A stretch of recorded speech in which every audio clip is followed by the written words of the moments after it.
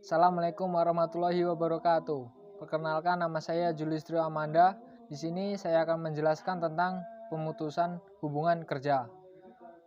Baiklah, yang pertama saya akan menjelaskan tentang definisi pemutusan hubungan kerja atau biasa disebut dengan PHK.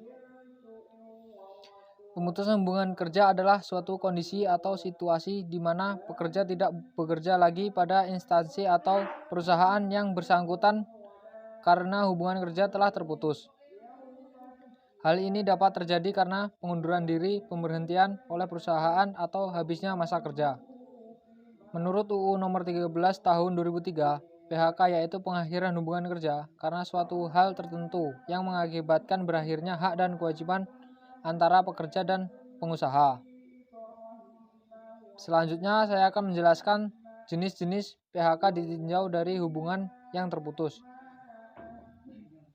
Terbagi menjadi dua, yaitu PHK yang mengakibatkan putusnya sama sekali hubungan antara pekerja dengan pengusaha, baik hubungan kerja maupun hubungan sosial. Yang kedua, PHK yang menimbulkan putusnya hubungan kerja akan tetapi hubungan sosial antara pekerja dengan organisasi tetap dan masih berlangsung.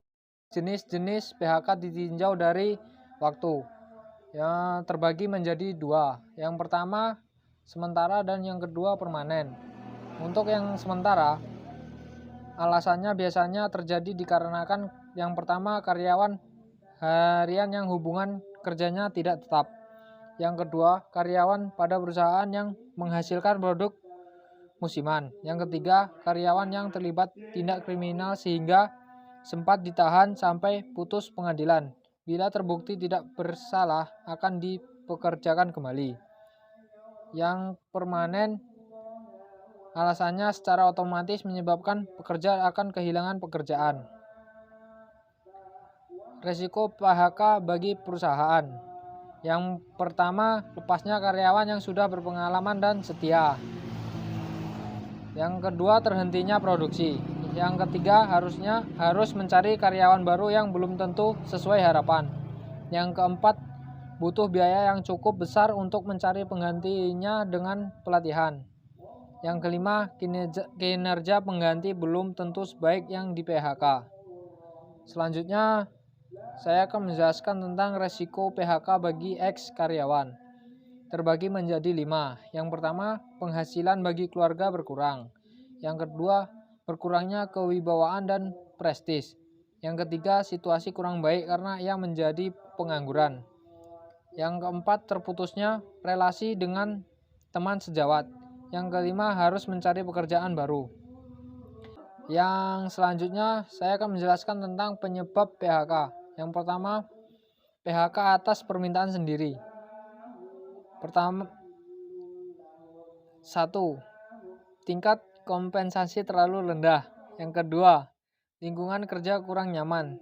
Tidak ada pengembangan karir, masalah kesehatan, pekerjaan tidak sesuai dengan bakat dan keahlian, perlakuan yang tidak adil. Yang kedua, PHK karena kebijaksanaan perusahaan. Perusahaan menganggap jumlah karyawan terlalu banyak. Yang kedua, tidak disiplin. Yang ketiga, berperilaku asusila. Yang keempat, tidak kooperatif. Yang kelima, penyederhana organisasi. Penyebab PHK yang ketiga, PHK karena untuk mentaati peraturan perundang-undangan. Yang pertama, meninggal dunia, mencapai batas usia pensiun. Yang ketiga, melanggar undang-undang yang berat. Yang keempat, terlibat dengan gerakan yang menentang pemerintah. Dan yang terakhir, kontrak kerja terakhir. Baiklah, itulah hasil pemaparan dari saya. Saya ucapkan terima kasih.